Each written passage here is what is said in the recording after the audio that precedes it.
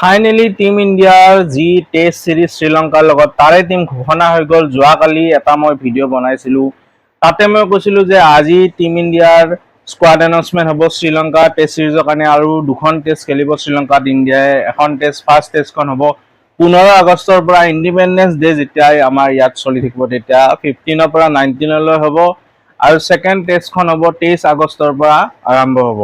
এতিয়া কথা হ'ল স্কোৱাডত বহুকেইটা নতুন চেহেৰা আমি দেখা পাইছোঁ। তাৰ লগতে আমি West Indies versus Pakistan test মেচৰ কথা পাতিম। Later of this video' Justin গ্ৰিপছৰ কথা পাতিম, যি চমৎকাৰ কৰিছে তেওঁ। এতিয়া কথা হ'ল এটা নতুন ইণ্ডিয়ান টেষ্ট টিম দেখা গৈছে, এটা নিউ লুক। এতিয়া মই আপোনালোকক স্কোৱাডটো কৈ দিম যে কোন কেইটা, যি 15 দলীয় যি স্কোৱাড ঘোষণা কৰা হৈছে। তো আমাৰ কেপ্টেইন হ'ল শুভমান গিল, তাৰপিছত আছে KL ৰাহুল, তাৰপিছত আছে YSSB জয়সৱাল, তাৰপিছত আছে সাই সুদৰ্শন। এগেইন সাই সুদৰ্শনৰ যি fitness, subject to fitness clearance পালেহে তেওঁক খেলিব পাব চান্স। তেওঁক চাই ল'ব, পৰীক্ষা কৰি ল'ব খেলাৰ আগতে যে he is fit and ready to go' হয়নে নহয়। যদি হয় তেনেহ'লে চান্স পাব। তাৰ লগত যদি কওঁ দেৱদূত পাডিগাল, তো এইকেইটা আমাৰ ইণ্ডিয়াৰ টপ অৰ্ডাৰ বেটিঙৰ আমাৰ মানে অপশ্যন আছে, এইকেইটা আমাৰ হাতত। তাৰ উপৰি যদি উইকেট কিপিং অপশ্যন কোন কোন আছে চাই লোৱা আহকচোন। উইকেট কিপিঙৰ যদি মই কথা কওঁ, প্ৰথম নামটো হ'ল আমাৰ ঋষভ পান্ত। ঋষভ পান্তৰ এগেইন যি লিমিটেড অভাৰ্ছত চান্স পোৱা নাই, Rishabh Pant is only considered in test for right now. আৰু ঋষভ পান্ত আছে, আৰু তাৰ লগতে আছে ধ্ৰুৱ জুৰেল খেলিব। এই দুজন হ'ল উইকেট কিপিং অপশ্যন। তাৰ উপৰি অলৰাউণ্ডাৰৰ যদি সূচী কওঁ, কালি মই এটা নিউজ দিছিলোঁ যে Jadeja is fit and is available for West Indies series and Sri Lanka series. শ্ৰীলংকাৰ কাৰণেও তেওঁ ফিট হৈছে, আৰু ৱেষ্ট ইণ্ডিজৰ কাৰণেও তেওঁ ৱেষ্ট ইণ্ডিজৰ যি ODI চিৰিজ হ'ব তাৰ কাৰণেও তেওঁ he is ready to go'. আৰু all-rounder Ravindra Jadeja which is a very vital player, he will play key role in this series যদি তেওঁক লয়। গতিকে জাদেজা আহিল, কামবেক হ'ল। লগতে আছে মানৱ সুথাৰ। তো এগেইন মানৱ সুথাৰ হ'ল আমাৰ GTৰ প্লেয়াৰ। তো এইবাৰ ভালেকেইটা GTৰ প্লেয়াৰ আমি দেখিবলৈ পাইছোঁ ইণ্ডিয়ান টিমত। মানৱ সুথাৰক লৈছে, তাৰ উপৰিও লৈছে চাৰণ জৈন। তো চাৰণ জৈন এইটো এটা মধ্যপ্ৰদেশৰ MPৰ প্লেয়াৰ হয়। তো চাৰণ জৈনক যদি খেলিব চান্স পায় তো ডেবিউ মেটচ হ'ব। অলৰাউণ্ডাৰৰ এই তিনিটা অপশ্যন আছে। তাৰ পিছত আমি বলাৰৰ অপশ্যনলৈ যদি যাওঁ, আমাৰ স্পিনাৰ লৈছে কুলদীপ যাদৱক লৈছে স্পিনাৰ। তাৰপিছত আমাৰ যি মহম্মদ চিৰাজ আছে আমাৰ মিয়া মেজিক। তাৰপিছত আছে প্ৰসিদ্ধ Krishna. I don't know why he is picked all the time. Prasiddha Krishna again, maybe he's from GT. তাৰপিছত গুৰনুৰ ব্ৰাৰ, এগেইন GT প্লেয়াৰ। তাৰপিছত আছে Jasprit Bumrah, biggest name Jasprit Bumrah, but his availability will be মানে subject to fitness clearance. তো fitness চাই কিনেহে জাসপ্ৰীত বুমৰাহ আৰু আমাৰ সাই সুদৰ্শনৰ খেলিবনে নাই সেইটো ডিচাইড হ'ব এতিয়া। আৰু ফাৰ্ষ্ট টেষ্টখন তেওঁলোকে খেলিবনে নাই, প্ৰথম টেষ্টলৈ যদি তেওঁলোকৰ ফিটনেছ ইমান ঠিক নাথাকে ফাৰ্ষ্ট টেষ্টখন মিছো কৰিব পাৰে, ছেকেণ্ডখনো খেলিব পাৰে। এতিয়া কথা হ'ল এইটো হ'ল 15 জনীয়া যি দল ঘোষণা কৰিছে, ইয়াৰে 11জন প্লেয়াৰেহে খেলিব পাৰিব। গতিকে চাবলগীয়া হ'ব ইণ্ডিয়াই কেনেকুৱা খেলে শ্ৰীলংকাত।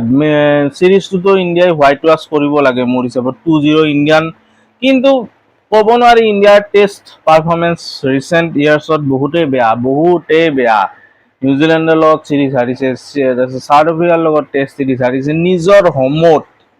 গতিকে কি ক'ম আৰু এইটোতো এৱে চিৰিজ হ'ব, শ্ৰীলংকাত গৈ খেলিব লাগিব, গালেত খেলিব লাগিব, কলম্বোত খেলিব লাগিব, ৰেংক টাৰ্ণাৰ পিটছ হয়।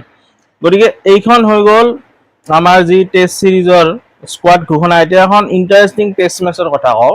Day 3 শেষ হ'ল যোৱাকালি, আৰু Day 3 আহি পাওঁতে ইমানখিনি টুইষ্ট দেখাইছে মেচখনে, মানে কি ক'ম। আৰু প্ৰথমতে ক'ম ৱেষ্ট ইণ্ডিজ ভাৰ্চেছ পাকিস্তানৰ এই মেচখনৰ কথা কৈ আছোঁ। জাষ্টিন গ্ৰিপছৰ কথা ক'ম। জাষ্টিন গ্ৰিপছে যি পাকিস্তান টিমে মানে যি লিড লৈ আছিল, এটা টাইমত এনেকুৱা লাগিছিল যে পাকিস্তান টিমেতো যে ৱেষ্ট ইণ্ডিজক মানে লিড লৈ ল'ব। 311 ৰান বনাইছিল ৱেষ্ট ইণ্ডিজে, কলাপছ হৈছিল ফাৰ্ষ্ট ইনিংছত। 311 এনেকুৱা লাগিছিল যে পাকিস্তানে 311 পাৰ কৰি লিড ল'ব, কিন্তু জাষ্টিন গ্ৰিপছে যি চমৎকাৰ কৰিলে 5 অভাৰত 5 অভাৰ মেইডেন 5টা মেইডেন 5 অভাৰত 5টা উইকেট, প্ৰত্যেকটো অভাৰতে এটা এটা উইকেট, গতিকে ইটছ এ ৰেকৰ্ড। মানে এনেকুৱা চমৎকাৰ কৰিলে যাৰ ফলত পাকিস্তান টিম, মই কালি এটা ভিডিঅ'ত কৈছিলোৱে যে পাকিস্তান টিমৰ ক'ব নোৱাৰি, পাকিস্তান টিমে কলাপছ কৰা ইজি, বহুত সহজ মানে পাকিস্তান টিমৰ পৰা মানে তেওঁলোকক কলাপছ কৰোৱা। গতিকে সেই বস্তুটোৱে হ'ল যি প্ৰেডিক্ট কৰিছিলোঁ মই সেইটোৱে হ'ল, আৰু তাৰ ফলত পাকিস্তানে only they manage to score 282 run তেওঁলোকে কৰিব পাৰিলে, যাৰ ফলত তেওঁলোকে আকৌ পিছহে পৰি থাকিল, ট্ৰেইল বাইহে হৈ থাকিল।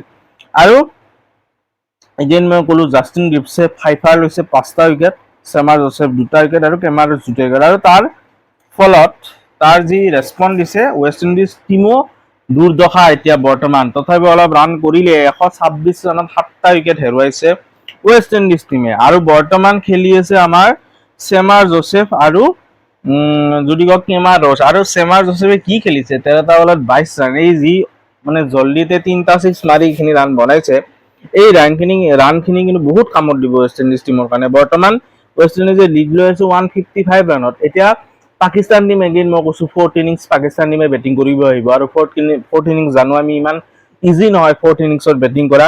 এতিয়া 155 ৰানৰ লিড লৈ ল'লে, আৰু ৱেষ্ট ইণ্ডিজ যদি ভালকে যদি অলপ মানে টাইটলি কৰে, বল চল ফিল্ডিং চিল্ডিং যদি ভালকে কৰে, কেচ টেচ ড্ৰপ নকৰে, তেনেহ'লে পাকিস্তান টিম মই জানো যে লাগি যাব, বাট লাগি যাব, 155 ৰানো কৰিব নোৱাৰে। অলৰেডি এতিয়া 3টা উইকেট আছে, আৰু চেমাৰ জোচেফ আৰু ৰোজ বেটিং কৰি আছে। গতিকে আজি এতিয়া মেচ আৰম্ভ হ'ব 7:30 বজাত, ইহঁতে যদি আৰু 45 ৰান যদি প্লাছ কৰিব পাৰে এই 3টা উইকেট, লাষ্ট 3টা উইকেটত, আৰু ইহঁতৰ পাৰ্টনাৰশ্বিপটোই 200 টাৰ্গেট হ'ব, আৰু 200 টাৰ্গেট হ'লে পাকিস্তানৰ লাগি যাব, পুৰা বাট লাগি যাব। মই কৈছো পুৰা টানা টানি হ'ব, ৱেষ্ট ইণ্ডিজ জিকাৰহে চান্স থাকিব, মই এইটো কৈ দিছো আপোনালোকক। আৰু মহম্মদ আব্বাছে ভাল বল কৰিছে, 3টা উইকেট লৈছে এতিয়ালৈ, খুৰাম চাজাদেও 2টা উইকেট লৈছে, মহম্মদ আলী এটা আৰু আমিৰ জামানে এটা। তো এইখিনি হ'ল চামাৰী ৱেষ্ট ইণ্ডিজ ভাৰ্চেছ পাকিস্তানৰ ডে 3 চামাৰী। আজি হ'ল ডে 4, আৰু ইণ্টাৰেষ্টিং হ'ব মেচখন। গতিকে এনেকুৱা ধৰণৰ ইউনিক ক্ৰিকেটিং আপডেটছ খবৰ পাবলৈ চেনেলটো ছাবস্ক্ৰাইব কৰক, বন্ধুবৰ্গ ক্ৰিকেট প্ৰেমীৰ লগত শ্বেয়াৰ কৰক, লাইক কৰক, কমেণ্ট কৰক। That's it. Bye bye.